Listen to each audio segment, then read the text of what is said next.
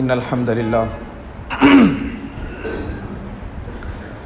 نحمده ونستعينه ونستغفره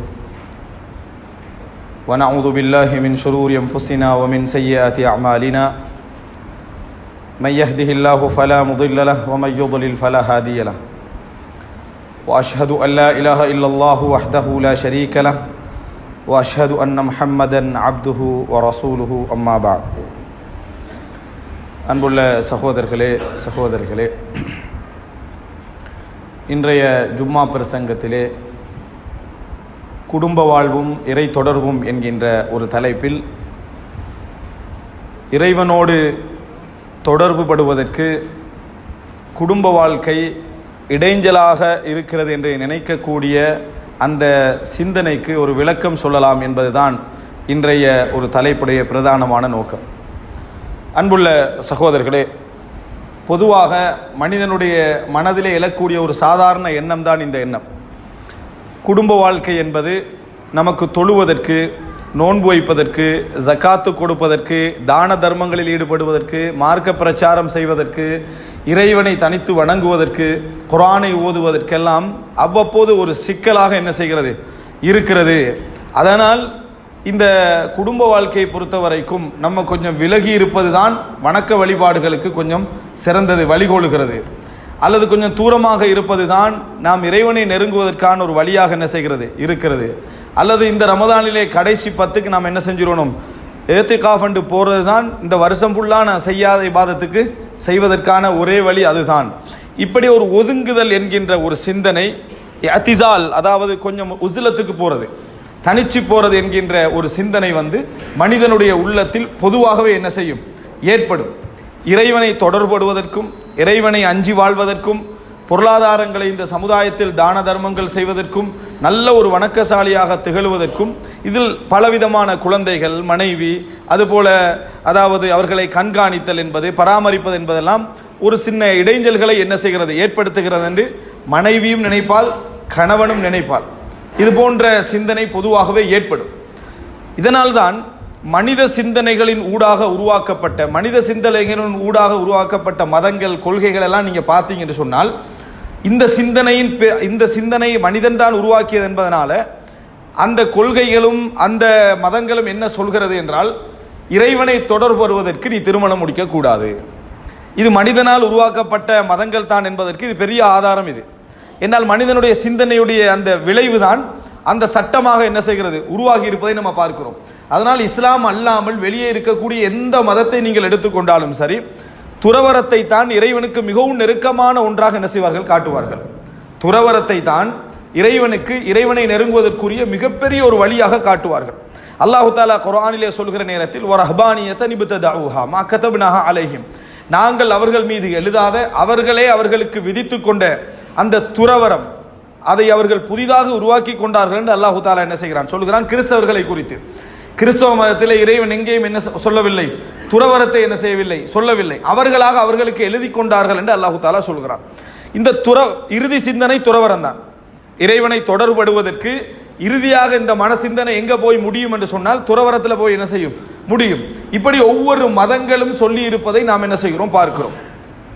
மத குருமார்களுக்கென ஒதுக்கப்பட்ட இடம் என்று சொல்லி பஸ்ஸில் என்ன செய்திருப்பார்கள், போர்டு போட்டிருப்பார்கள். அதிலே உட்கார தகுதியானவர்கள் யார் என்று பார்த்தீங்க என்று சொன்னால், யார் திருமணம் முடிக்கல அந்த மத குருமார்கள் தான். முஸ்லிம் மத குருமார்களை பொறுத்த வரைக்கும் ஒன்றுக்கு மேலே திருமணம் முடிக்கிறதுக்கு ஆர்வம் இருக்கக்கூடிய ஒரு மார்க்கத்தில் என்ன செய்கிறோம், நாங்கள் இருந்து கொண்டிருக்கிறோம். ஆனால் இஸ்லாம் அல்லாத வெளியே இருக்கக்கூடிய எல்லோருடைய சிந்தனையும் இறைவனுக்கு மிகவும் நெருக்கமாக இருப்பார் என்றால் அவர் என்ன செய்திருப்பார், திருமணம் முடித்திருக்க மாட்டார். அதனால்தான் எந்த மத குருவுக்கும் திருமணம் என்றது என்ன இல்லை என்பதை நாம் என்ன செய்கிறோம், பார்க்கிறோம். இது மனித சிந்தனையில் உருவான ஒரு விளைவு என்பதனால இதை நாம் சமுதாயத்திலே காண்கிறோம். ஆனால் இஸ்லாத்தை பொறுத்த வரைக்கும் இறைவனை தொடர்படுவதற்கு குடும்ப வாழ்க்கையை தான் இஸ்லாம் பிரதானமாக சொல்கிறது. இதான் மனிதனுடைய சிந்தனைக்கும் இஸ்லாத்துடைய வழிகாட்டலுக்கும் இடையிலான ஒரு சிறந்த ஒரு அடையாளம். இது இஸ்லாம் என்ன சொல்கிறது என்று சொன்னால், ரசூலுல்லாஹி ஸல்லல்லாஹு அலைஹி வஸல்லம் அவர்கள் சொல்லி காட்டுகிறார்களே, ஒரு சில மனிதர்கள் ரசூலுல்லாஹி ஸல்லல்லாஹு அலைஹி வஸல்லமுடைய வீட்டுக்கு வந்து ரசூலுல்லாஹி ஸல்லல்லாஹு அலைஹி வஸல்லமுடைய வணக்க வழிபாடுகள் எல்லாம் என்ன செய்கிறார்கள், கேட்கிறார்கள். அப்ப ரசூலுல்லாஹி ஸல்லல்லாஹு அலைஹி வஸல்லமுடைய வணக்க வழிபாடுகள் எல்லாம் கேட்டுட்டு அவர்கள் ஒரு முடிவுக்கு வராங்க, இதற்கு பின்னால் நான் என்ன செய்வதில்லை, திருமணம் முடிப்பதில்லை, நான் இரவில் தூங்குவதில்லை, நான் இரவில் நான் பகல் சாப்பிடுவதில்லை, இப்படி என்ற ஒரு முடிவோட போறாங்க. அப்ப அவர்கள் குடும்ப வாழ்க்கையை ஒரு இடைஞ்சலா பார்த்தாங்க. திருமணம் வணக்கத்துக்கு என்ன ஒரு இடைஞ்சல், இரவுல தூக்கம் என்பது ஒரு என்ன ஒரு இடைஞ்சல், பகல்ல சாப்பிடுவது ஒரு இடைஞ்சல் அப்படின்னு பார்த்தார்கள். இதை கேள்விப்பட்ட ரசூலுல்லாஹி ஸல்லல்லாஹு அலைஹி வஸல்லம் பாராட்டினார்களா? நான் கொஞ்சம் தான் ஆர்வம் மூட்டிக்கிறேன், இவர்கள் மிகவும் சிறந்த ஒரு முடிவை எடுத்திருக்கிறார்கள் என்று சொன்னாங்க. பாராட்டாம ரசூலுல்லாஹி ஸல்லல்லாஹு அலைஹி வஸல்லம் சொன்னார்கள், எனது சுன்னத்தை யார் புறக்கணிக்கிறாரோ அவர் என்னை சார்ந்தவர் அல்ல. நான் இரவில் தூங்கவும் செய்கிறேன், தொழவும் செய்கிறேன், திருமணம் முடித்திருக்கிறேன், மனைவியரோடும் என்ன செய்கிறேன் இருக்கிறேன், பகலில் சாப்பிடவும் செய்கிறேன், நோன்பு வைக்கவும் செய்கிறேன். யார் எனது சுன்னத்தை புறக்கணிக்கிறாரோ அவர் என்னை சார்ந்தவர் அல்ல என்று ரசூலுல்லாஹி ஸல்லல்லாஹு அலைஹி வஸல்லம் சொன்னார்கள். இந்த சிந்தனை உருவாகும். பல நபித்தோழர்கள் ரசூலுல்லாஹி ஸல்லல்லாஹு அலைஹி வஸல்லம் அவரிடத்திலே நாம் ஆண்மை நீக்கம் செய்து கொள்ளவா என்று கேட்டார்கள். எதனால கேட்டார்கள்? ஆண்மை நீக்கம் செய்யாது விட்டால் திருமணம் முடிப்போம், திருமணம் முடித்தால் பிள்ளைகள் பெற வேண்டி வரும், பிள்ளைகளுக்காக வாழ வேண்டி வரும், பலவிதமான சுமைகள் என்ன செய்யும் இருக்கும், ஆண்மை நீக்கம் செய்து கொள்ளவா என்று கேட்டார்கள். ரசூலுல்லாஹி ஸல்லல்லாஹு அலைஹி வஸல்லம் வாழ்க்கையில பல நபித்தோழருடைய செய்தியை நாம் என்ன செய்கிறோம் பார்க்கிறோம். அபூ தர்தா ரலியல்லாஹு அன்ஹு அவர்களுக்கும் சல்மான் ஃபாரிசி ரலியல்லாஹு அன்ஹு அவர்களுக்கு நடந்த செய்தி நமக்கு தெரியும். அவரை தொலைவிடாமல் ஆக்கி இரவிலே இறுதி நேரம் வரைக்கும் ஆக்கி தஹஜ்ஜுடைய கடைசி வேளையில எழும்ப விட்டார். யாரு? அபூ தர்தா சல்மான் ஃபாரிசி ரலியல்லாஹு அன்ஹு. இதை ரசூலுல்லாஹி ஸல்லல்லாஹு அலைஹி வஸல்லம் இடத்தில் முறையிட்டார்கள். அப்ப ரசூலுல்லாஹி ஸல்லல்லாஹு அலைஹி வஸல்லம் ஒவ்வொன்றுக்கும் ஒரு கடமை இருக்கு என்று சொன்னார்கள் என்ற செய்தியை நாம் என்ன செய்கிறோம் பார்க்கிறோம். இதே போல அப்துல்லா இப்னு அம்ர் இப்னு ஆஸ் பற்றி அவருடைய மனைவி என்ன செய்கிறார், முறைப்படுறாங்க. அவருக்கு என்ன தொழுகை, வணக்கம், இபாதத் இப்படி தான் இருக்கிறாரே தவிர குடும்பத்தில் என்ன எந்த விதமான ஆர்வம் இல்லை என்று முறைப்பட்டதை பார்க்கிறோம். அப்படி என்றால் இந்த சிந்தனை ஆரம்பத்திலே நமக்கு வருகின்ற பொழுதே நாம் இதில் கொஞ்சம் கவனமாக இருக்க வேண்டும். இந்த சிந்தனை ஆரம்பத்தில் நமது மனதிற்குள்ளே எழுகின்ற பொழுதே மிகவும் கவனமாக இருக்க வேண்டும். இது ஷைத்தான் ஒரு கயிறை உங்களிடத்துல போட்டு பார்க்கிறான், ஒரு சங்கிலியை உங்களோட கையில என்ன தந்து பார்க்கிறான். அதை நம்ம எடுத்து அணிவித்து கொண்டோம் என்று சொன்னால் அந்த பகுதியாலேயே நம்ம என்ன செஞ்சிருவோம், வணக்க வழிபாடுகளை விட்டு வெளியே கொண்டு போயிடுவோம். இந்த சிந்தனை எது? திருமணம் முடிச்சுக்கிறோம். அதனால தான் நீங்கள் நிறைய பேரை பார்க்கலாம், ஒரு மார்க்க வேலை, ஒரு தஅவாவுடைய வேலை அல்லது ஒரு பொதுப்பணி அல்லது ஒரு வணக்கம் என்று எதுக்கு கூப்பிட்டாலும் உலகத்தை ஒரு காரணமாக சொல்லுவாங்க. உலகத்தை இப்போதான் பிஸ்னஸை ஸ்டார்ட் பண்ணியிருக்கிறேன், ஒரு எஸ்டபிளிஷ் ஆகினோடனே சேர்ந்துக்கிறேன்வாங்க. இன்னும் சிலரை பார்த்து இப்போதான் கல்யாண விஷயம் உள்ள ஈடுபட்டுக்கிறேன், அந்த கல்யாண பேச்சுவார்த்தை நடந்து திருமணம் எல்லாம் நடந்து முடிஞ்ச பின்னால சேர்ந்து கொள்கிறேன்வாங்க. அந்த மாதிரியாக சேர்றதே இல்லை. அவர்களுக்கு விளங்கல்ல இதை என்ன ஒரு இடைஞ்சலாக ஷைத்தான் ஆக்குகிறான். உலகத்தை முடித்து விட்டு தான் மார்க்க விஷயங்களில் ஈடுபட வேண்டும் என்றால் மௌத்து வரைக்கும் மனுஷன் என்ன செய்ய மாட்டான், முடிக்க மாட்டான். அந்த மாதிரி இருக்கவும் முடியாது. இதில் உள்ள சிறப்புகள், அதில் உள்ள நன்மைகள் என்ன என்று நான் பின்னால் சொல்கிறேன். ஆரம்பமாக நாங்கள் இயல்பை புரிந்து கொள்ள வேண்டும். இவைகளெல்லாம் முடித்து விட்டு தான் நம்ம மார்க்க விஷயங்களை தொழணும், நோன்பு வைக்கணும், இரவு தொழுகையில் ஈடுபடணும்னு நினைச்சோம் என்று சொன்னால் என்றைக்கு நம்ம என்ன செய்ய மாட்டோம், செய்து கொள்ள மாட்டோம். ஷைத்தான் என்ன செய்கிறான், அப்படி ஒரு ஹபிளை, அப்படி ஒரு கயிறை மனதுக்குள்ள போட்டு நம்ம அதை பிடிக்கிறோமான்னு பார்க்கிறான். அவருடைய இறுதி எல்லை துறவரம். அவருடைய இறுதி எல்லை என்ன, துறவரம். ஆரம்பம் தான் இந்த சிந்தனை. இந்த சிந்தனை தவறு கிடையாது. ஆனா இந்த சிந்தனை நம்ம விழுங்கினோம் வைங்க, இது கடைசியில் எங்க போய் நிற்கும் என்றால் மார்க்கத்துடைய ஒவ்வொரு காரியங்கள், ஜக்காத்து வரைக்கும் நின்று, ஜக்காத்து, நோன்பு, அது ஹஜ்ஜி என்று என்னென்ன அமல்கள் எல்லாம் செய்கிறோமோ அந்த எல்லா விஷயங்களையும் நீங்க பார்த்தீங்கன்னு சொன்னா இதை காரணமாகவே நாம் என்ன செய்வோம், பிற்போட்டு கொண்டே இருப்போம். நிறைய பேரை பாருங்க, வசதிகள் எல்லாம் இருக்கும், ஆனா 60 வயசுல என்னது எனக்குண்டா என்ன மக்கால தான் மௌத்தாகணும். நீ 40ல போய் இதை சொல்லி இருந்தா உண்மையிலேயே அந்த எண்ணத்துக்கு ஒரு பெரிய ஒரு அஜர் இருக்கும். மௌத்தாகிற வயசு என்று சொல்லி மனிதனுடைய இயல்பான வயது யோசிக்கிற நேரத்தில் எனக்கு மக்கால தான் மௌத்தாகணும்னு முடிவெடுப்பார். எப்ப? 60க்கு பிறகு. 60க்கு பிறகு ரசூலுல்லாஹி ஸல்லல்லாஹு அலைஹி வஸல்லம் சொல்றாங்களே, மௌத்து என்று வந்த பின்னால இன்ன நபருக்கு இது போய் சேரட்டும், இன்ன நபருக்கு இது போய் சேரட்டும் என்று சொல்ல வேண்டாம், அது அவங்களுக்கு போய் சேர்ந்துதான் ஆகும். வகது கான லி ஃபுலான், நீங்க விரும்பி சொன்னீங்களோ சொல்லலையோ அந்த நபருக்கெல்லாம் என்ன செஞ்சிடும், பிள்ளைகளை சொத்து மாறத்தான் போகுது. இப்ப சொத்து மாற போற நேரத்தில் அதை நாங்க இவருக்கு அவருக்கு என்று சொல்வதை விட எப்பெல்லாம் நமக்கு தர்மம் செய்ய முடிகிறது அப்ப முடிஞ்ச அளவுக்கு என்ன தர்மம் செய்து கொள்வது சிறந்தது என்று ரசூலுல்லாஹி ஸல்லல்லாஹு அலைஹி வஸல்லம் சொல்றாங்க. நபியிடத்துல கேட்டார்கள், அஃதலு ஸதகா, தர்மங்களிலே மிகவும் சிறந்த தர்மம் எது என்று ரசூலுல்லாஹி ஸல்லல்லாஹு அலைஹி வஸல்லம் இடத்துல கேட்கப்பட்டது. எங்கள மனசு என்ன சொல்லும், மார்க்கத்தை எப்பையும் ஒரு வஹீயுடைய ஒளியோடு நம்ம பின்பற்றுகிற நேரத்தில் ஏற்படுகின்ற அந்த வழிகாட்டல் மிகவும் திருப்தியாக இருக்கும். கண்ணால பார்க்க முடியும் தான், அதுக்காக வேண்டி ஒளி இல்லாம நமக்கு என்ன செய்ய முடியாது, பார்க்க முடியாது. சிந்தனையால சிந்திக்க முடியும், வஹீ இல்லாம நம்முடைய சிந்தனை என்ன செய்யாது, தெளிவாக இருக்காது என்பதற்கு தான் இது ஒரு உதாரணம்.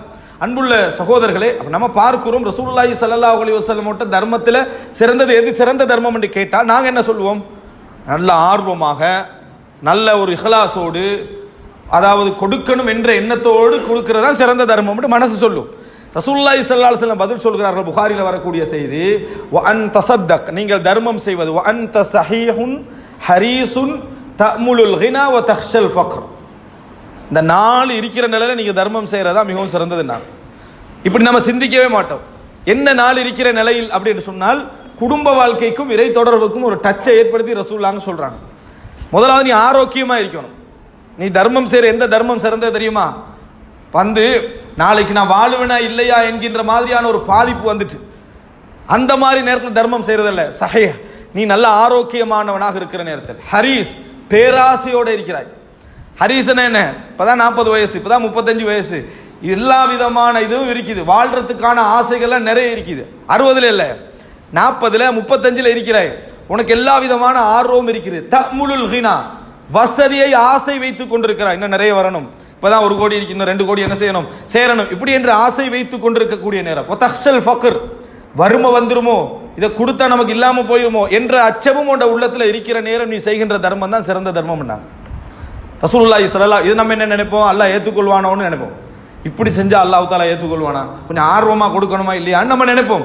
ஆனா ஹதீஸ் என்ன சொல்லுதுன்னு சொன்னா 4 விஷயத்தை சொல்லுது. வ அன் தஸத்தக் வ அன்த ஸஹீஹுன் ஹரீசுன் தஅமுலுல் கினா வ தக்ஷல் ஃபக்ர். நீ ஆரோக்கியமான நிலையில், ஆர்வப்பட்ட நிலையில், பொருளாதாரத்தை ஆசை வைத்து வறுமையை பயந்த நிலையில் நீ செய்கின்ற தர்மம் தான் மிகவும் சிறந்தது. வலா தும்ஹில், லேட் ஆக்கிறாதுன்னு சொல்லலாம்.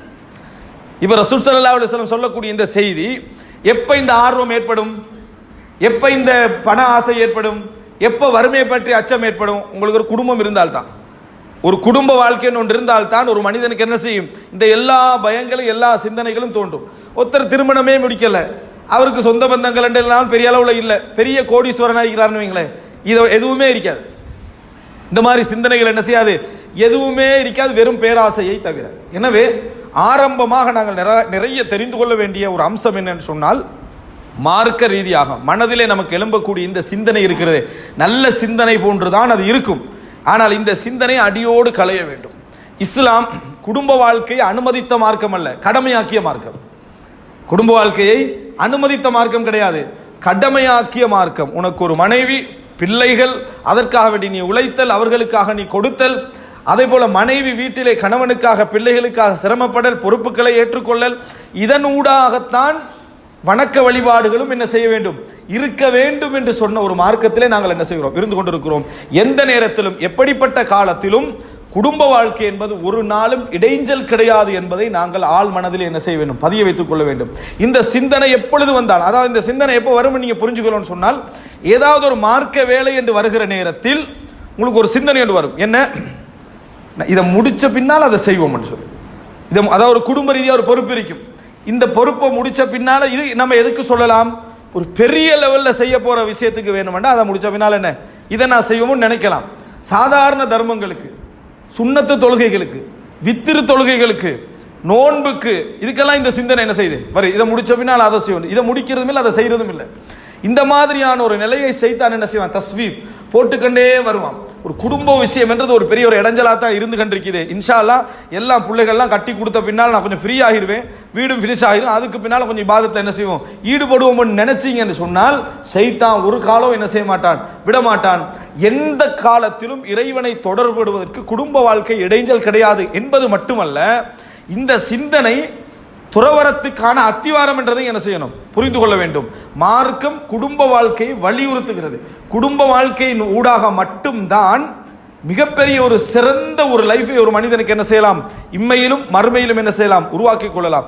உண்மையிலேயே ஒரு தனித்தலைப்பாக சொல்வதாக இருந்தால், குடும்ப வாழ்க்கையின் ஊடாக இறைவனை நெருங்குவதற்கு இஸ்லாம் எங்களுக்கு தந்த சந்தர்ப்பங்கள் என்று ஹதீஸிலிருந்து தொகுத்து சொன்னா 100% மேல சொல்லலாம். அவ்வளவு வழிமுறைகளை இஸ்லாம் என்ன செய்கிறது, குடும்ப வாழ்க்கையின் ஊடாக இறைவனை நெருங்குதல் என்கின்ற ஒரு பகுதியை தந்திருக்கிறது. இன்னும் சொல்ல போனால், குடும்ப வாழ்க்கையை சீராக நடத்தாததனால் பெரிய பெரிய வணக்கசாலிகள் எல்லாம் நரகம் போக வாய்ப்புண்டு என்று சொன்ன செய்திகளை எடுத்துக்கொண்டாலும் ஒரு 20-30 செய்திகளை என்ன செய்யலாம் எடுக்கலாம். ரசூலுல்லாஹ் சொல்றாங்க, கஃபா பில் மர்இ இஸ்மன், ஒரு மனிதனுக்கு பாவி என்றதுக்கு போதுமானது அவன் யாரை கவனிக்க வேண்டி இருக்கிறதோ, எவர்களுடைய உணவுக்கு அவன் பொறுப்பாக இருக்கிறானோ அதை வீணாக்குவது அவன் பாவி என்பதற்கு போதுமானது. ரசூலுல்லாஹ் சொல்றாங்க, தனது குடும்பத்தில் உணவு கொடுக்கிறதுக்கு அவருக்கு கீழே யார் யார் பொறுப்பாகிறாங்களோ, ட்ரெஸ் கொடுக்கிறதுக்கு யார் யார் கீழே இவர் பொறுப்பில் இருக்கிறாரோ அவர்களை வீணாக்குவது இந்த நபர் பாவி என்பதற்கு போதுமான அடையாளம் என்று ரசூலுல்லாஹி ஸல்லல்லாஹு அலைஹி வஸல்லம் சொல்றாங்க. அப்ப ரசூல் வப்த பிமன் தஊல், நீ யார் யாருக்கெல்லாம் குடும்ப பொறுப்பில் இருக்கிறாய் அங்கிருந்து உனது தர்மங்களை ஆரம்பி நாங்கள் ரசூல் ஸல்லல்லாஹு அலைஹி வஸல்லம், அங்கிருந்து உனது கொடுப்பனவுகளை என்ன செய் ஆரம்பி என்று ரசூல் ஸல்லல்லாஹு அலைஹி வஸல்லம் அவர்கள் சொன்னார்கள். இந்த செய்தியெல்லாம் நமக்கு என்ன சொல்கிறது? குடும்ப வாழ்க்கை விஷயத்தில் நான் ஒரு 4-5 செய்திகளை உங்களுக்கு நான் சொன்னேன். அதாவது இறைவனை நெருங்குதல் என்பது இந்த உலக வாழ்க்கையை புறக்கணித்தலின் ஊடாகத்தான் என்பது இஸ்லாமிய சித்தாந்தமே இல்லை. இந்த எங்களுக்கு வரக்கூடிய இந்த சிந்தனை குடும்ப விஷயங்கள் மற்ற விஷயங்களாம் முடித்துவிட்டு மார்க்க சப்ஜெக்டுகளை இபாதத்துக்களை பார்ப்போம் என்ற சிந்தனை அந்த முடிவில் முடியக்கூடிய துறவரத்துக்கான ஆரம்ப நிலை தான் இது. இரண்டாவது கட்டம் என்னன்னா, இஸ்லாம் எங்களுக்கு குடும்ப வாழ்க்கையை அனுமதிக்கவில்லை, கடமையாக்கி இருக்கிறது.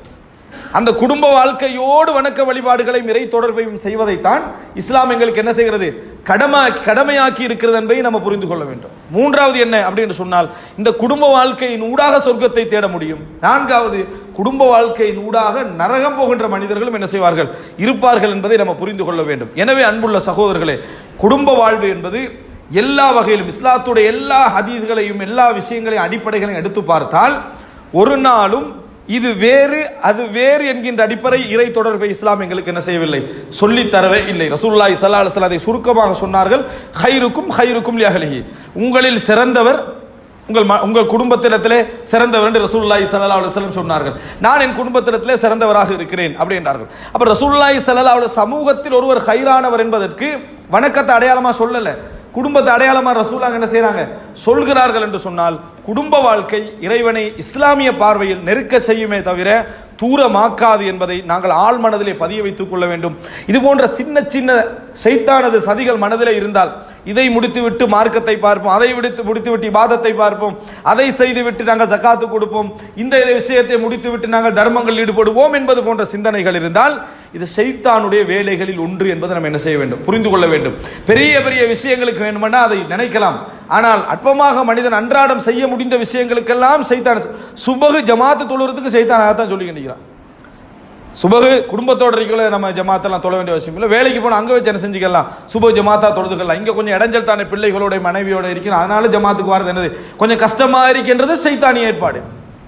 குடும்பத்தோடு இருக்கிற நேரத்திலும் வணக்க வழிபாடுகள் ஈடுபட வேண்டும். குடும்பத்தோடு ஒன்றிணைந்து தான் இஸ்லாம் என்ன செய்கிறது, இறை தொடர்பை பழக்கி இருக்கிறது என்கின்ற சிந்தனை இருக்குமாக இருந்தால் நம்ம இப்படி என்ன செய்ய மாட்டோம், யோசிக்க மாட்டோம். அல்லாஹ் ரப்புல் ஆலமீன் அனைவருக்கும் மார்க்கத்தில் சரியான விளக்கத்தை தெரிந்து ஷைத்தானுடைய சதிவலைகளில் இருந்து தப்புவதற்கு அல்லாஹு தஆலா தௌஃபீக் செய்தருள் புரிவானாக.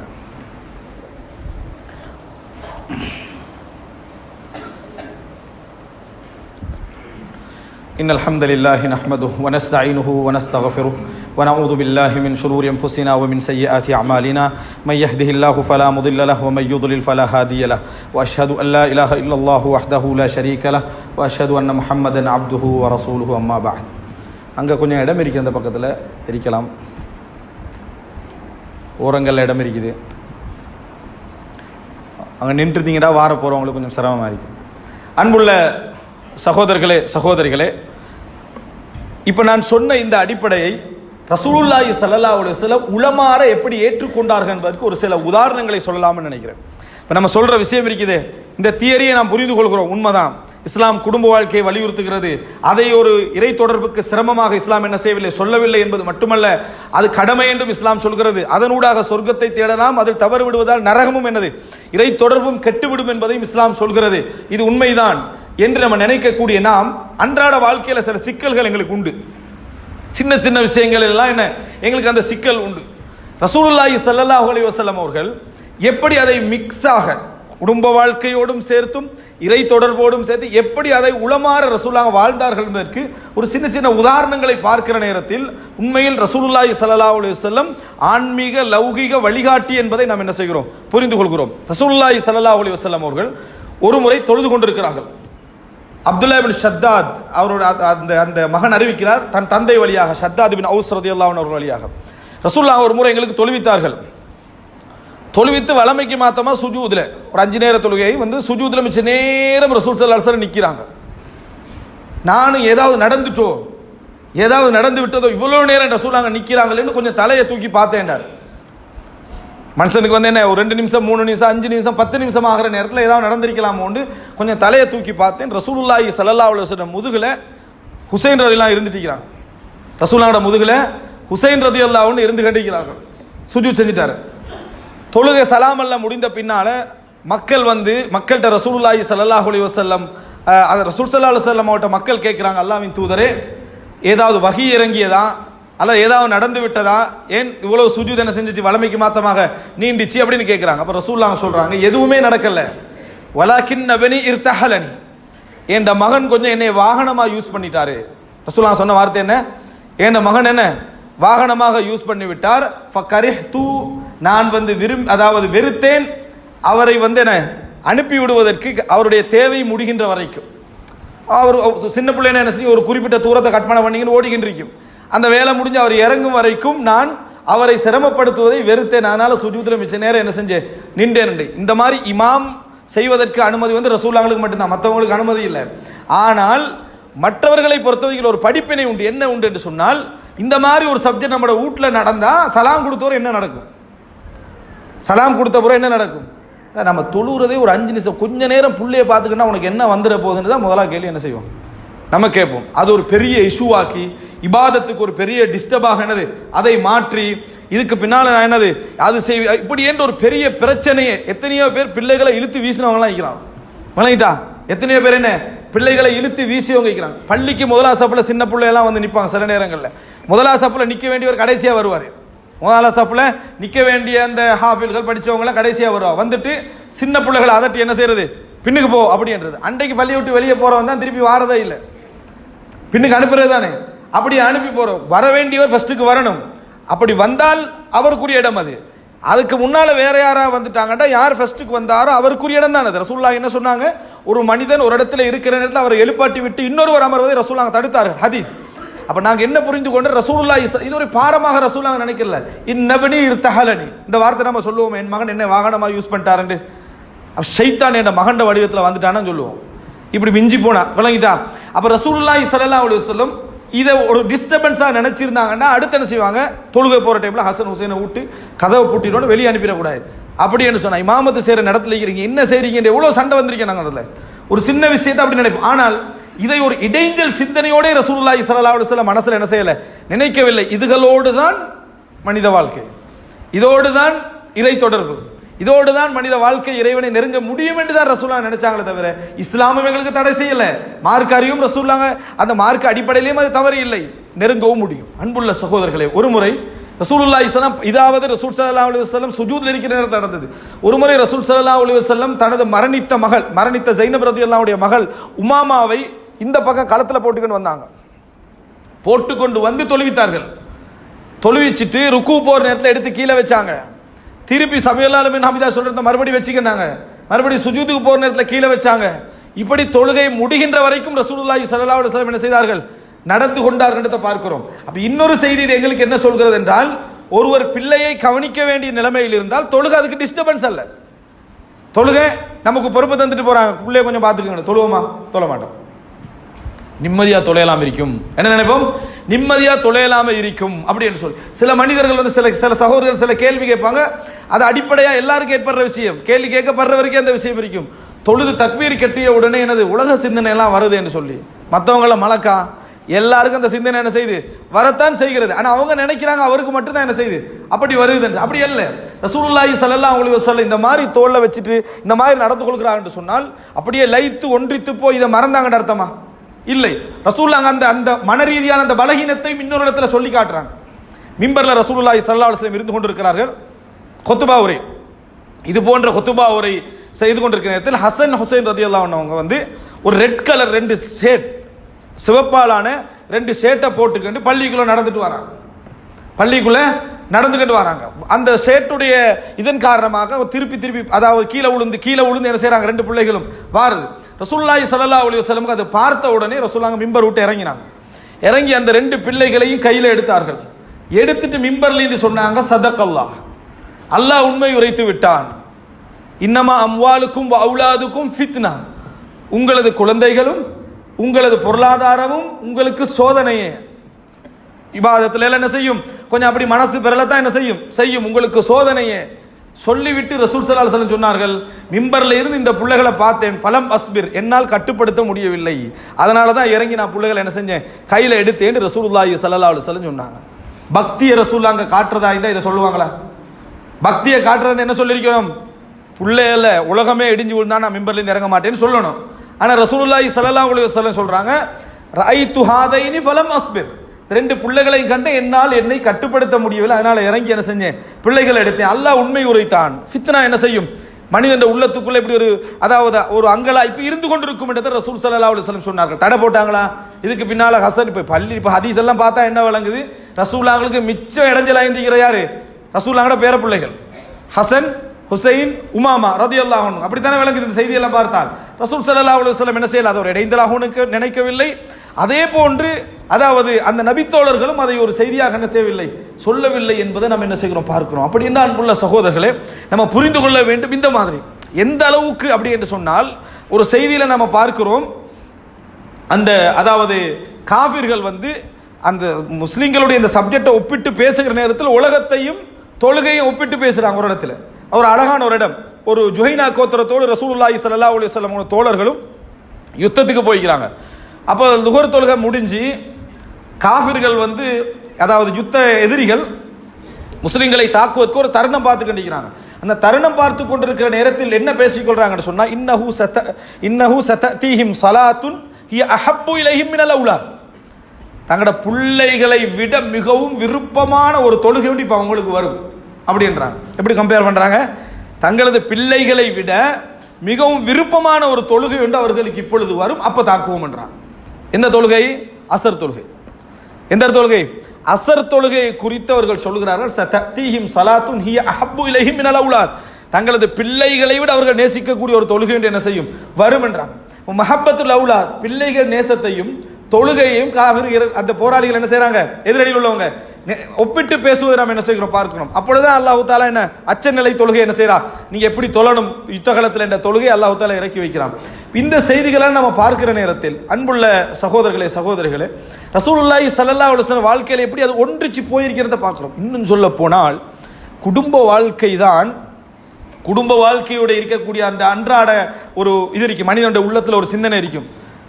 குடும்ப வாழ்க்கைன்றது என்ன இருக்கும், கணவன் ஒரு அளவு என்னது கொஞ்சம் வாய் கூட பேசப்படும், மனைவி என்ன கொஞ்சம் ரெண்டு வார்த்தைகள் கூடுதலாக என்ன செய்யும், பேசப்படும். அதே போல அதாவது எல்லையற்ற பேச்சுக்களை சொல்லல, சாதாரணமாக என்ன செய்யும், மனிதன் அடிப்படையில் ஒரு எல்லை மீறுதல், சாதாரணமான எல்லை மீறுதல் என்ன செய்யும் இருக்கும். பக்கத்தில் அண்டை வீட்டான் இருந்தா சில மனரீதியான அசௌகரியங்கள், பேச்சுவார்த்தைகள்ல தவறுகள் மனிதனுக்கு என்ன செய்யும், வரும். பிள்ளைகளாக இருந்தாலும் சரி, ஒரு பிள்ளையை அதிகமாக நேசிச்சு அடுத்த பிள்ளையை ஒதுக்கி இந்த மாதிரியான சில நேரங்கள் அநியாயங்கள், பிழை. ஆனால் மனிதன் அடிப்படையில் சில தவறுகள் அன்றாடம் குடும்பங்கள்ல, கணவன் மனைவி சொத்து சுகங்கள்ல அண்டை வீட்டுகள் எல்லாம் நடக்கும். இதெல்லாம் தான் மனுஷன் பெரிய இடைஞ்சலா நினைக்கிறான், இதெல்லாம் ஒரு பெரிய பாரமாக இருக்கிறது என்று. ஆனால் இதுக்கு ரசூலுல்லாஹ் ஒரு விஷயம் சொல்லி விட்டு போனார்கள். உமர் ரலியல்லாஹு அன்ஹு அவர்கள் கேட்கிறார்கள், ரசூலுல்லாஹி ஸல்லல்லாஹு அலைஹி வஸல்லம் ஃபித்னாவை பற்றி சொன்னார்களே, அந்த ஃபித்னாவை உங்களில் தெரிந்து வைத்தவர்கள் யார், அந்த ஃபித்னாவை உங்களில் தெரிந்து வைத்தவர்கள் யார் என்று சொல்லி கேட்கிறாங்க. அப்போ ஹுதைஃபா உமர் ரலியல்லாஹு கேட்டது வேற ஃபித்னாவை, ஹுதைஃபா ரலியல்லாஹு அதில் ஒரு செய்தி சொல்கிறார்கள், ஒரு ஃபித்னாவை பற்றி ஒரு செய்தி சொல்கிறார்கள். இந்த சகோதரர்கள் அந்த ஓரத்தில் இருக்கலாம், இடம் இருக்குது. ரசூல் அதாவது ஒரு சில ஃபித்னாவை பற்றி என்ன செய்கிறார்கள், சொல்கிறார்கள்.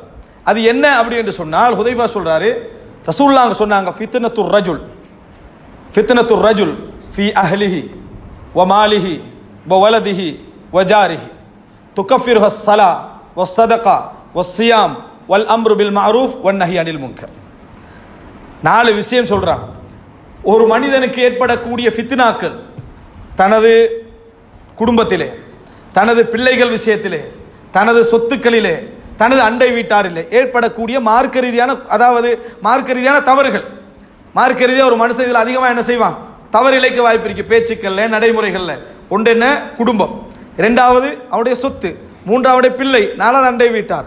இது போன்ற குழப்பங்களை, மனிதனுடைய அன்றாட தவறுகளை துகஃபிருஹு ஸலா, தொழுகை, நோன்பு, தர்மம், நன்மையை ஏவி தீமையை தடுத்தல், இந்த அமல்கள் அதில் ஏற்படக்கூடிய பாவங்களை அப்படியே பரிகாரமாக ஆக்கிவிடும். இந்த அமல்கள் அதில் ஏற்படக்கூடிய அந்த குழப்பங்கள், சிக்கல்கள், மனிதனுடைய அன்றாட தவறுகள் எல்லாவற்றையும் இந்த நோன்பும் தொழுகையும் சதகாவும் நன்மை ஏவுதல் தீமையை தடுத்தலும் பரிகாரமாக என்ன செய்துவிடும், அமைந்து விடும் என்று ரசூலுல்லாஹி ஸல்லல்லாஹு அலைஹி வஸல்லம் அவர்கள் சொன்னார்கள் என்ற ஒரு செய்தி என்ன செய்யறாங்க சொல்றாங்க. எந்த அளவுக்கு இஸ்லாம் இந்த தவறுகளுக்கான பரிகாரமாக இந்த இபாதத்துக்கள் என்ன செய்து கொண்டு வந்து வைப்பதை பார்க்கிறோம். எனவே இந்த மாதிரி இஸ்லாம் ஒன்றித்து எங்களுக்கு வாழ்க்கை என்ன செய்திருக்கிறது, சொல்லி தந்திருக்கிறது, இபாதத்துக்களை சொல்லி தந்திருக்கிறது. ரசூலுல்லாஹி ஸல்லல்லாஹு அலைஹி வஸல்லம் சொல்கிறார்கள், இன்னி லா அத்குலு ஃபிஸ்ஸலா வ இன்னி அன்வி இதாலதஹா, நான் தொழுவிக்கிறதுக்கு வருவேன், அந்த தொழுகையை நீட்டமா தொழணும் என்ற நியத்தோடு நான் பள்ளிக்குள் வருவேன். வ அஸ்மா புகா அஸ்ஸபி, பிள்ளைகளுடைய சவுண்டு தொழுகையில கேட்கும். தொழுவிக்கிற நேரத்தில் பிள்ளைகள் சத்தம் போடுற சவுண்டு எனக்கு என்ன செய்யும், தொழுகையில கேட்கும். அதாவது தொழுகை நான் என்ன செஞ்சு கொள்வேன், அந்த தொழுகை நான் அப்படியே சுருக்கமாக தொழுவேன். நியத்து என்ன, நீட்டமாக தொழணும். குழந்தை கத்துற சவுண்டை கேட்ட உடனேயே அந்த தொழுகை நான் அப்படியே சுருக்கமாக தொழுவேன். லிமா அலமு மின் வஜிதி உம்மிஹி அலைஹி, தாயுடைய உள்ளம் பதறும் என்பதனால், அந்த குழந்தையை நினைத்து தாயுடைய உள்ளம் பதறும் என்பதனால் நான் அந்த தொழுகையை சுருக்கி கொள்கிறேன் என்று ரசூலுல்லாஹி ஸல்லல்லாஹு அலைஹி வஸல்லம் சொல்றாங்க.